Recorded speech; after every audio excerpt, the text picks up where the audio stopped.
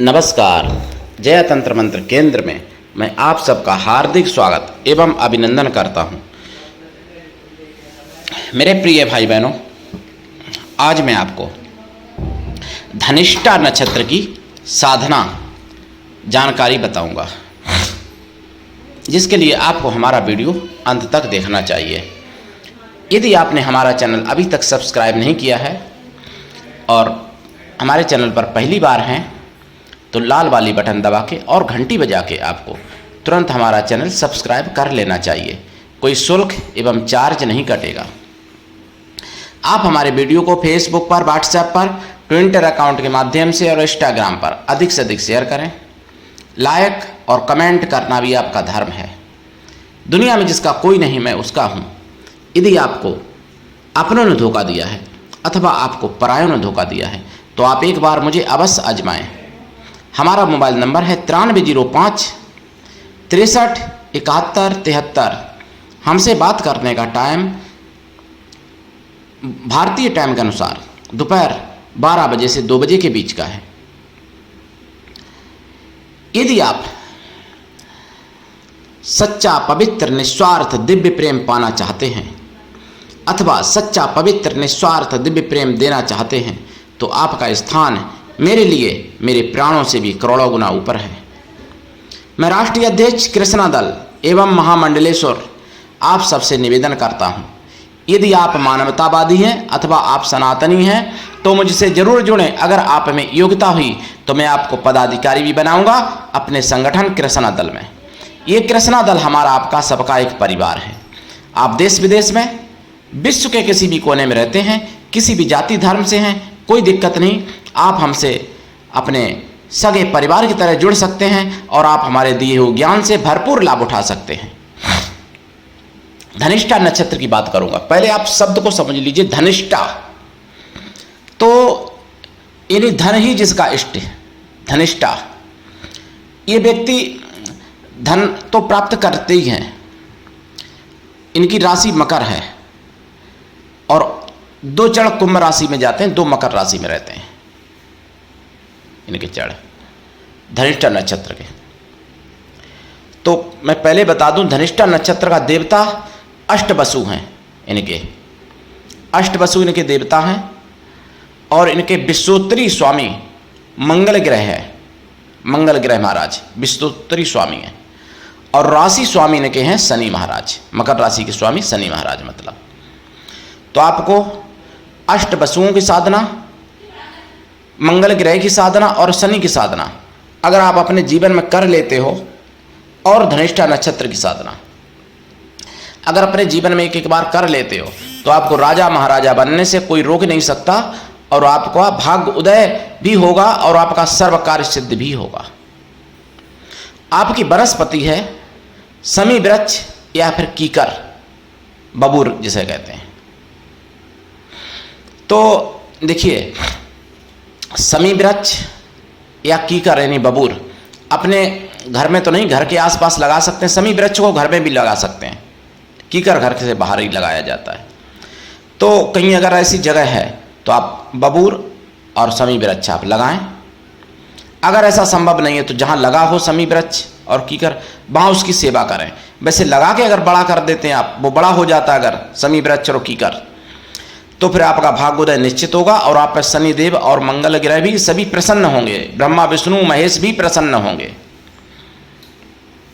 शमी के पत्ते भगवान शंकर जी पर चढ़ाने से, बेल पत्तों से भी ज़्यादा शमी के पत्ते चढ़ाने से प्रसन्न हो जाते हैं, ऐसा भी बताते हैं लोग भगवान शिव।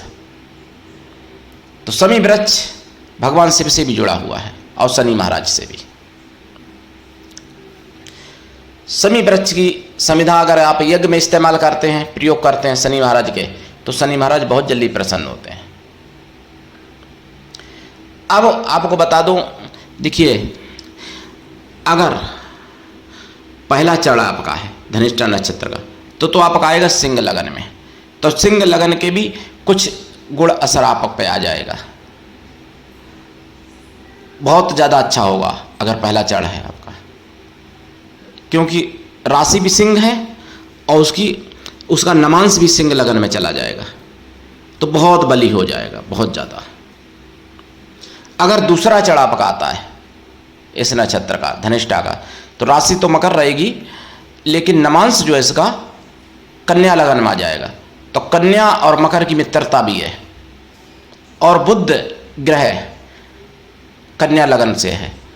तो बुध ग्रह जैसे देखिए सिंह लगन है तो सूर्य, बुध ग्रह अगर आता है तो बुध ग्रह मतलब जैसे कन्या का नमांश तो बुध ग्रह, तो जो नमांश का ग्रह है स्वामी उसकी भी साधना आपको करनी चाहिए एक बार,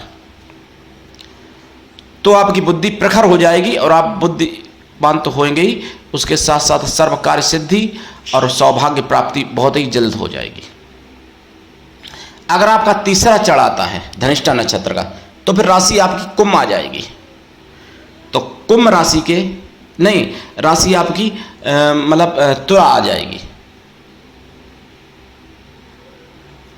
कुंभ राशि आ जाएगी, लेकिन लगन आपकी तुला रहेगी, मतलब नमांश, लगन नहीं तुला रहेगी, मतलब नमांश आपका तुला राशि का आ जाएगा, तुला लगन का नमांश। तो तुला के जो हैं वो सूर्य शुक्र हैं, शुक्र महाराज, तो आपको शुक्र की साधना करनी चाहिए। और जिसका नमांश तुला लगन का होगा वो सुंदर दिखने में होगा और मतलब लोगों को आकर्षित बहुत ज़्यादा कर सकता है, और पति पत्नी का संबंध भी अच्छा रहेगा। जिसका नमांश अगर तुला राशि का है, तुला राशि में चला जाएगा, राशि आपकी कुंभ हो जाएगी तीसरे चरण में, लेकिन नमांश आपका तुला राशि का हो जाएगा। भाई अगर आपकी चौथा चरण अगर आता है तो फिर आपका जो नमांश है वो आपका वृश्चिक लगन में आ जाएगा। तो वृश्चिक में भी मंगल है और इधर राशि भी आपकी मकर है, तो मकर राशि वाले को मंगल का फायदा बहुत मिल जाएगा। जबकि मतलब राशि आपकी कुंभ है, मतलब लेकिन नक्षत्र धनिष्ठा है, तो मंगल से भी फायदा मिलेगा, शनि से भी फायदा मिलेगा इस राशि वाले को। अगर ये ग्रह गड़बड़ हैं तो आपको उसी तरीके से नुकसान भी मिलता है इन ग्रहों से। और देखिए मैंने वनस्पति आपको बता दी, देवता आपको बता दी, विश्वोत्तरी स्वामी मंगल ग्रह हैं, तो विश्वोत्तरी स्वामी की भी साधना आपको करनी चाहिए।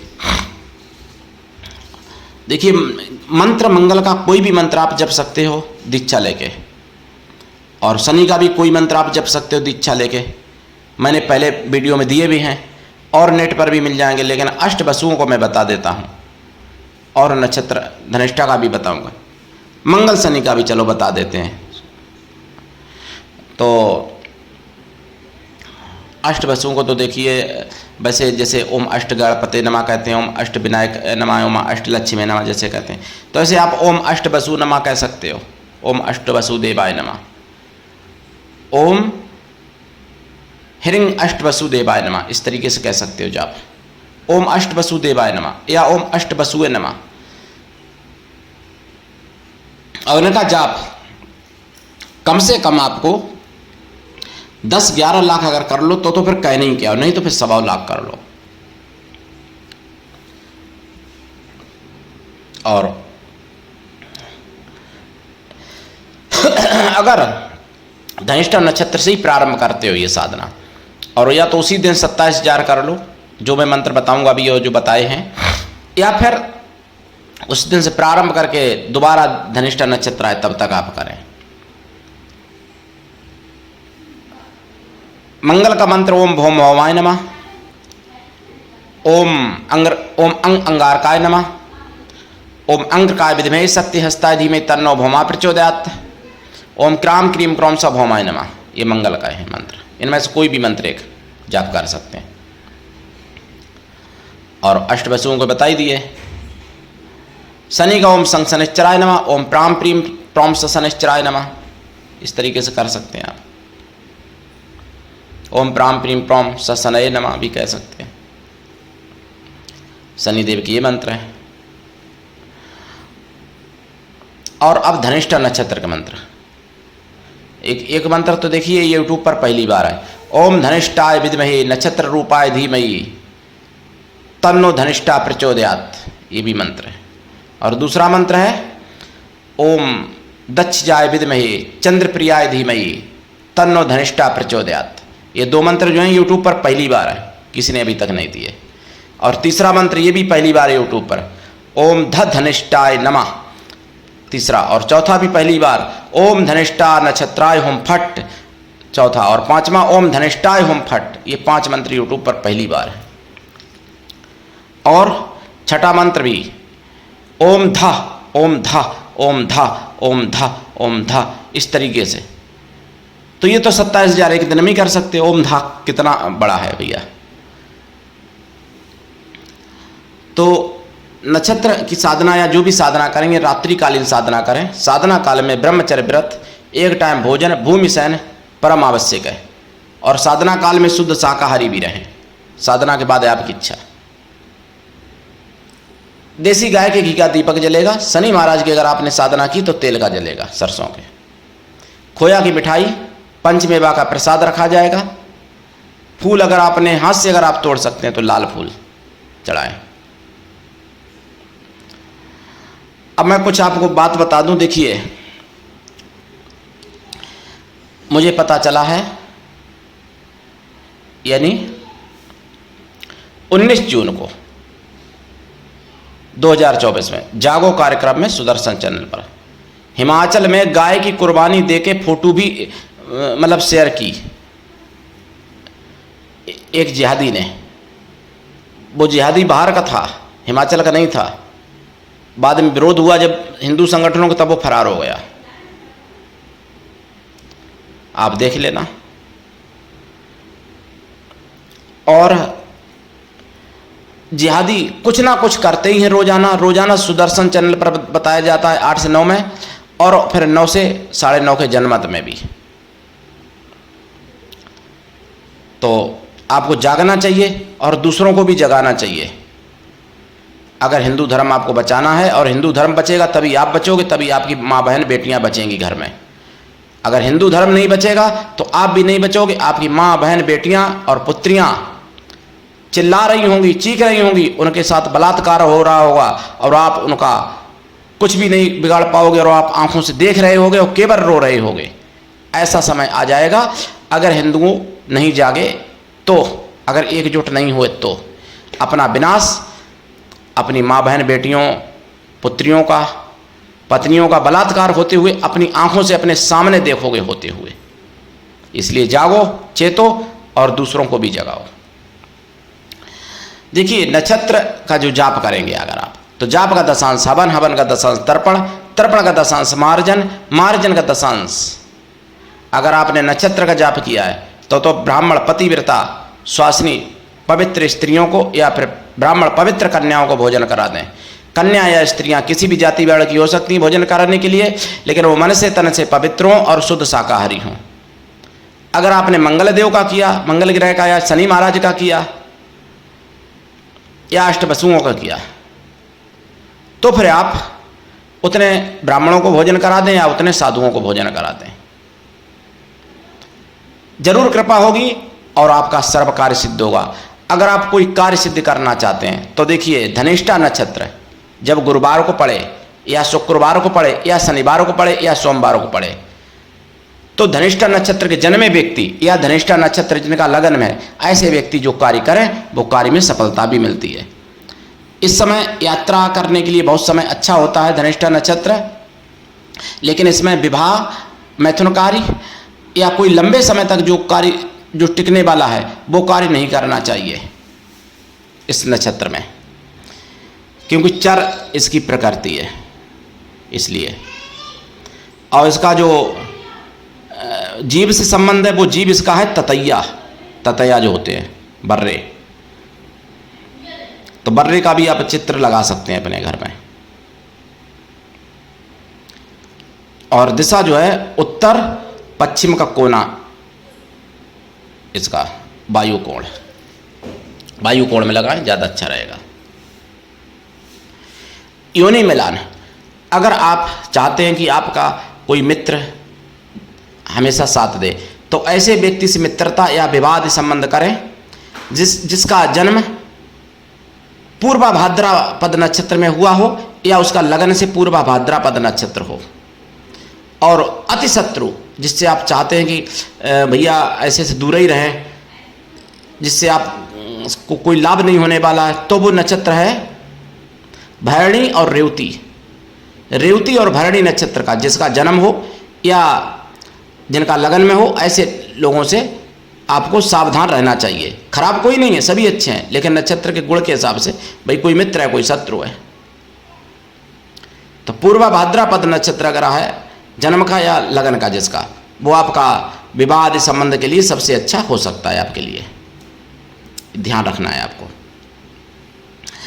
और अगर आप साधना ये कर लेते हैं तो आपके सर्व कार्य सिद्ध भी होंगे और सब कुछ आपको प्राप्त हो सकता है। हालांकि ये उपाय, ये साधनाएं कोई भी कर सकता है, सभी के लिए लाभदायक है, लेकिन धनिष्ठा नक्षत्र के जन्म या लगन के व्यक्ति के लिए स्पेशल है।